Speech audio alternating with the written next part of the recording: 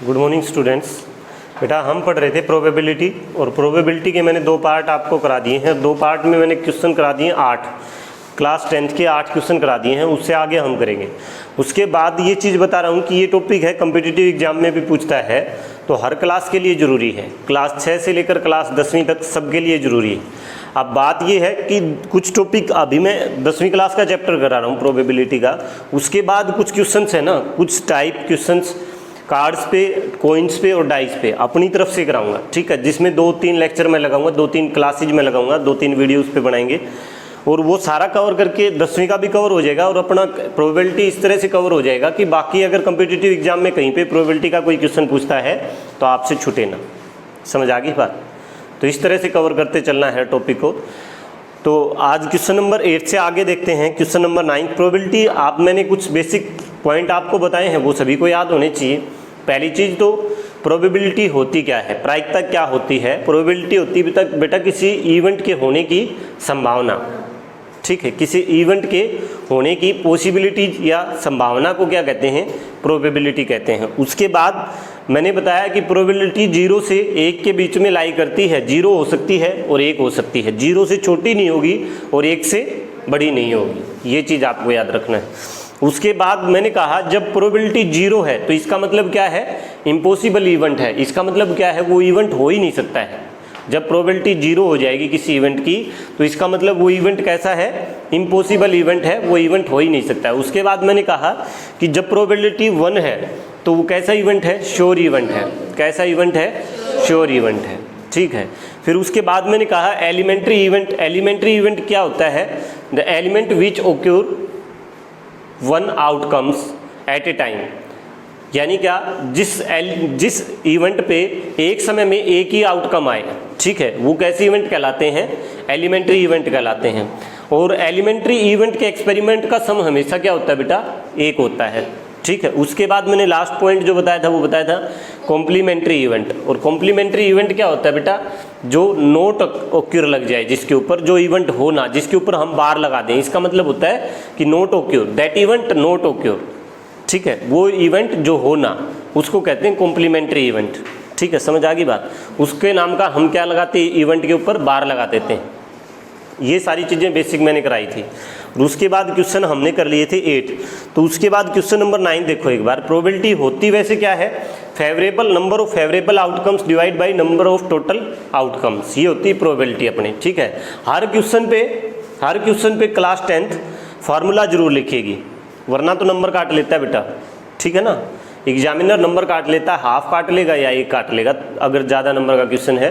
तो फार्मूला जरूर लिखोगे, मुश्किल नहीं है, चीज़ें कर रहे हैं तो कोई दिक्कत नहीं है। तो लिखते हुए भी आपको संकोच नहीं करना है। बाकी की क्लासेज लिखे ना लिखे कोई फ़र्क नहीं पड़ता है, ठीक। क्लास 10th के लिए कह रहा हूँ, एग्जामिनर आपका नंबर काट सकता है, इसलिए हर क्वेश्चन में चाहे ईजी क्वेश्चन हो चाहे मुश्किल हो, आप सीधा नहीं करोगे, फार्मूला जरूर लिखोगे कि favourable outcomes divide by total outcome क्या होती है, प्रोबेबिलिटी होती है, ठीक है। अब क्वेश्चन नंबर 9 देखो एक बार। क्वेश्चन नंबर 9 में कहा है a box contains 5 red marble, 8 white marble and 4 green marble. 1 marble is taken out of box at random.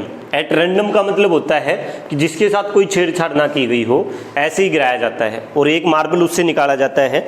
What is probability that the marble taken out will be red. तो आप probability बताओ कि वो marble जो निकाला गया है वो रेड हो। तो देखो उसने कहा है एक बॉक्स के अंदर 5 क्या हैं, रेड मार्बल हैं, 5 रेड हैं। उसके बाद 8 मार्बल क्या हैं, वाइट हैं।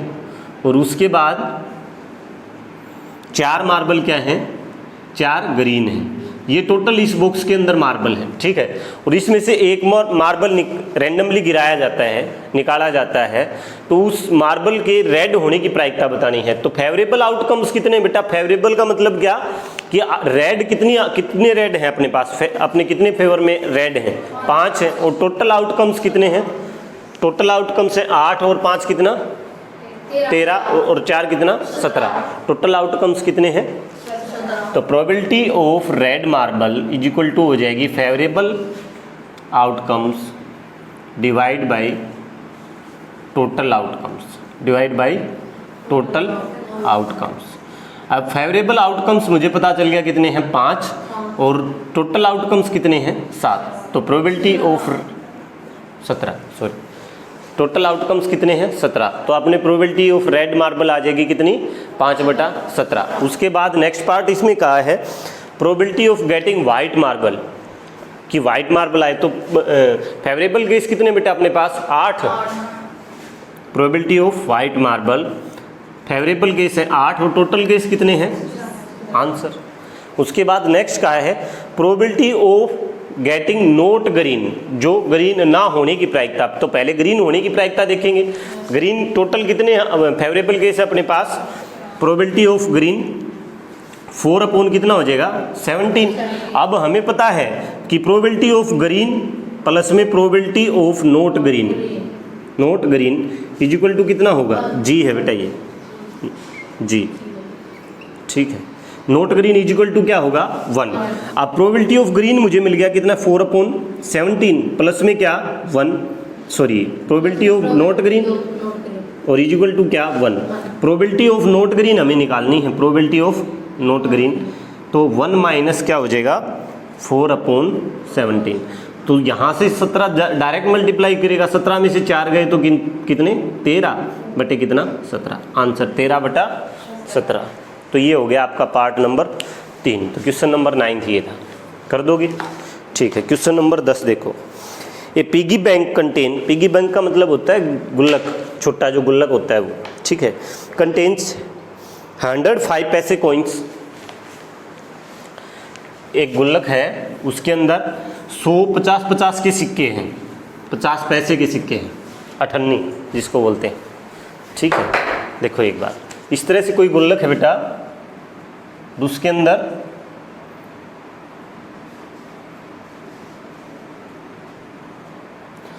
अंदर क्या है 50 पैसे के 100 सिक्के हैं, ठीक है, 100 कॉइन है। उसके बाद कह रहा है 51 रुपीज कॉइन, 1 रुपये के कुल कितने कॉइन हैं 50 कॉइन है।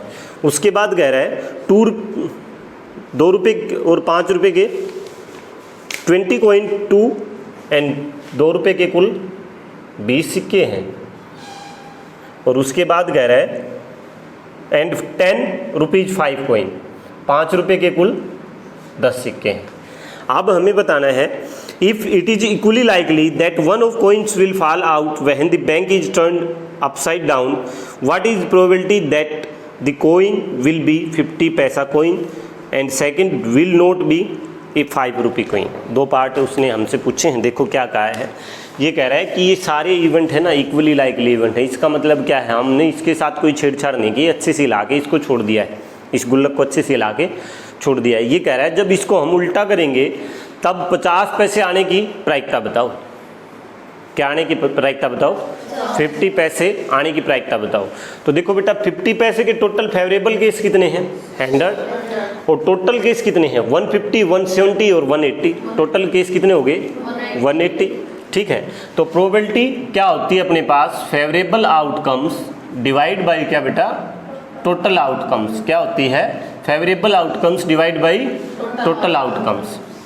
हम मैंने देखा कि प्रोबेबिलिटी ऑफ 50 पैसा, प्रोबेबिलिटी ऑफ 50 पैसा क्या होगी, टोटल फेवरेबल आउटकम्स है 100 और टोटल आउटकम्स हैं कितने 180, 0 से 0 2 पंजे 10 2 में 18, तो आ जाएगी 5/9। प्रोबेबिलिटी ऑफ 50 पैसा कितनी आ जाएगी, सॉरी 50 पैसा कितनी आ जाएगी 5/9। अब उसके बाद सेकंड पार्ट में उसने हमसे पूछा है बेटा कि विल बी ए, अच्छा विल नॉट बी ए 5 रुपये कॉइन, कि 5 रुपये का सिक्का ना होने की प्रायिकता। तो पहले देखेंगे 5 रुपये का सिक्का होने की प्रायिकता, प्रोबेबिलिटी ऑफ 5 रुपीज।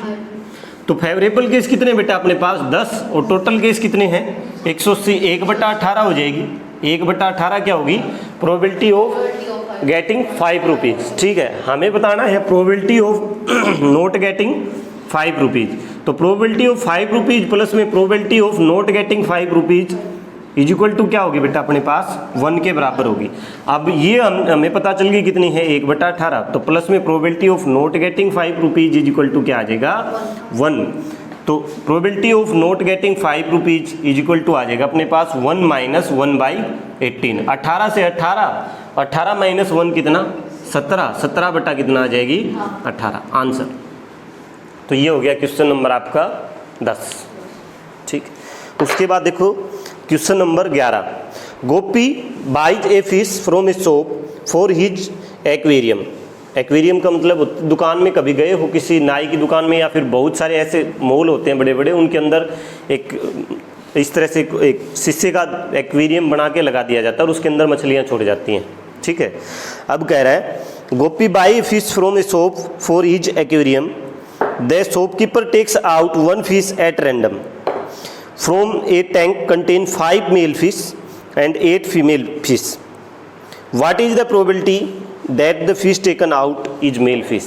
ये कह रहा है कि एक दुकानदार अपने टब से निकाल के उसको रैंडमली एक मछली देता है।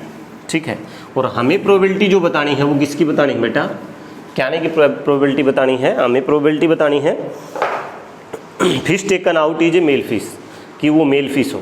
और उस टैंक के अंदर क्या है बेटा, उस टैंक के अंदर कहा है उसने कि टोटल मेल फिश कितनी है, टोटल मेल फिश है 5 मेल फिश हैं, और टोटल फीमेल फिश हैं वो कितनी है 8 फीमेल फिश हैं। तो उसने कहा है what is the probability that fish taken out is a male fish.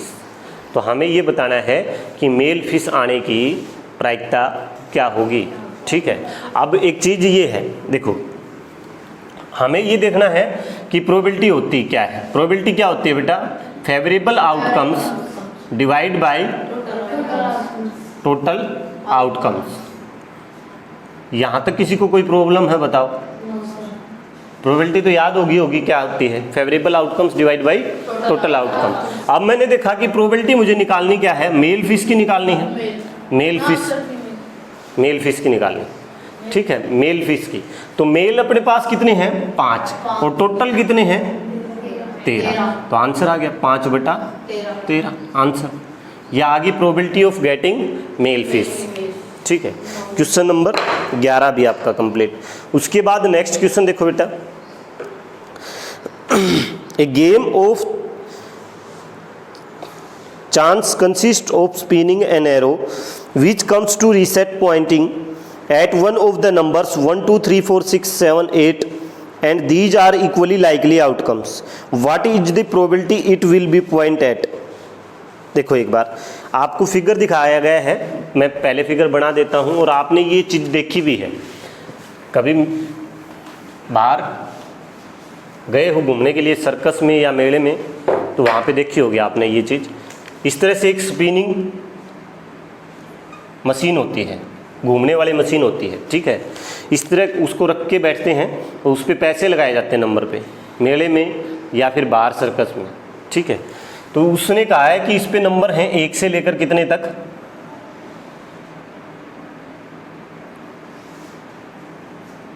1 2 3 4 5 6 7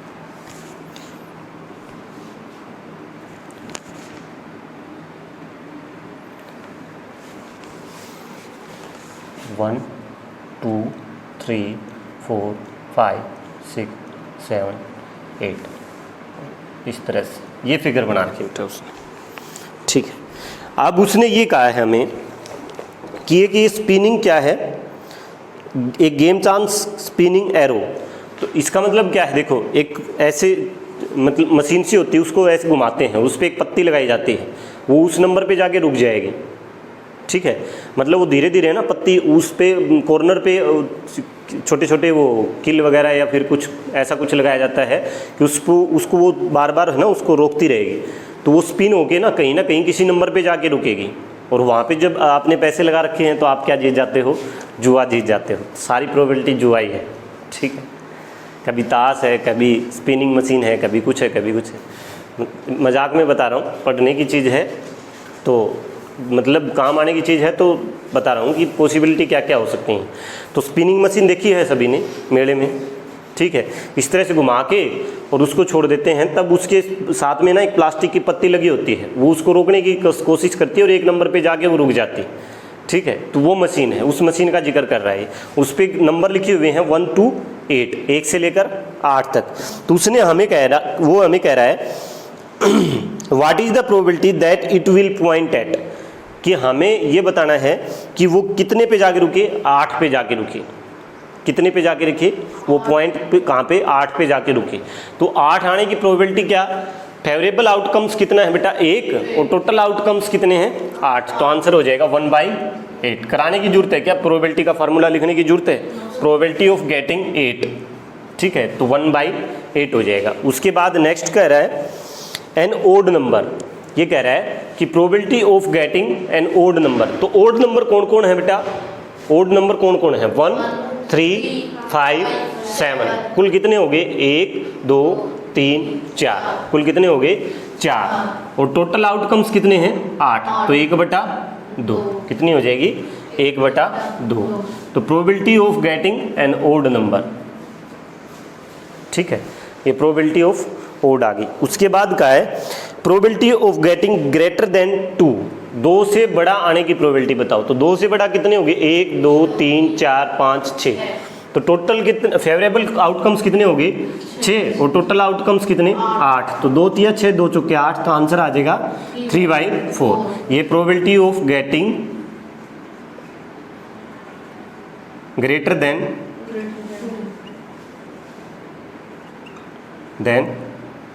2, ये है, ठीक है, probability of getting greater than 2, 6/8 3/4। उसके बाद नेक्स्ट का है ए नंबर लेस देन 9, नंबर 9 से छोटा। तो 9 से तो सारे छोटे हैं बेटा, 9 से तो सारे के सारे छोटे हैं, तो ये कैसा इवेंट है, श्योर इवेंट है। कैसा इवेंट है, श्योर, कुछ भी निकालो 9 से छोटा ही निकलेगा। तो इसकी प्रोबेबिलिटी क्या होगी बेटा, probability of getting less than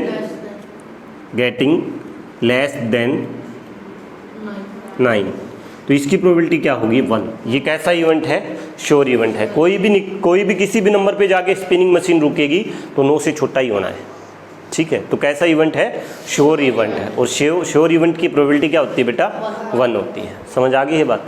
उसके बाद क्वेश्चन नंबर देखो 13, a die is thrown once, find the probability of getting. एक डाइस को एक बार उछाला जाता है। जब एक बार एक डाइस को उछालोगे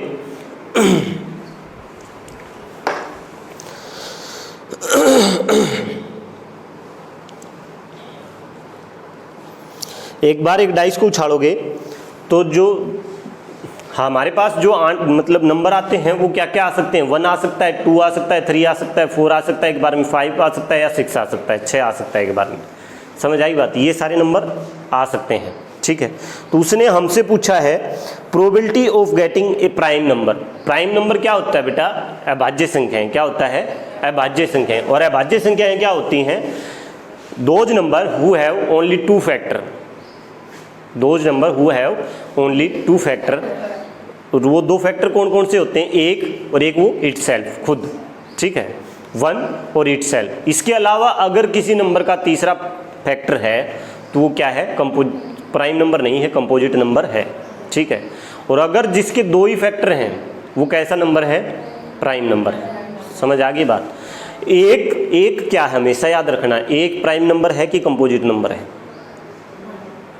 मैंने पहले भी बताया, एक ना तो प्राइम नंबर है बेटा और ना ही कंपोजिट नंबर है। एक ना तो प्राइम नंबर है ना कंपोजिट नंबर है। 2 एकमात्र ऐसी संख्या है, 2 जो इवन होते हुए भी प्राइम नंबर है। 2 एकमात्र ऐसी संख्या है जो इवन होते हुए भी, सम होते हुए भी प्राइम है। इसके अलावा कोई भी इवन नंबर क्या नहीं होगा, प्राइम नंबर नहीं होगा, ठीक है। तो ये क्वेश्चन डायरेक्ट भी पूछ सकता है आपसे कि एकमात्र एक ऐसे ओनली ऐसा डिजिट बताओ जो इवन है पर प्राइम है, तो 2 है ऐसा नंबर, ठीक है। आपसे पूछ ले कि पहला कंपोजिट नंबर बताओ, तो पहला जो कंपोजिट नंबर है वो बेटा 4 है। क्या है, 4। और पहला जो प्राइम नंबर है वो क्या है, 2 है। पहला प्राइम नंबर क्या है, 2। एक ना तो कंपोजिट है और ना क्या है, प्राइम। समझ आ गई बात, क्लियर है चीज़ें, ठीक है। अब क्वेश्चन को देखते हैं। देखो उसने कहा है एक डाइस है वो उछाली जाती है और उस डाइस पे हमें बताना है कि getting a prime number, probability of getting a prime number. तो प्राइम नंबर एक प्रोबेबिलिटी में क्या क्या पॉसिबिलिटी बनती है, 1 आ जाए, 2 आ जाए, 3 आ जाए, 4 आ जाए, 5 आ जाए और 6 आ जाए, ठीक है। तो प्राइम नंबर कौन कौन हो गए, 1 2 और 3, कितने हो गए 3, 1 2 3, ठीक है 3 प्राइम नंबर हो गए। Probability of getting prime number, ठीक है।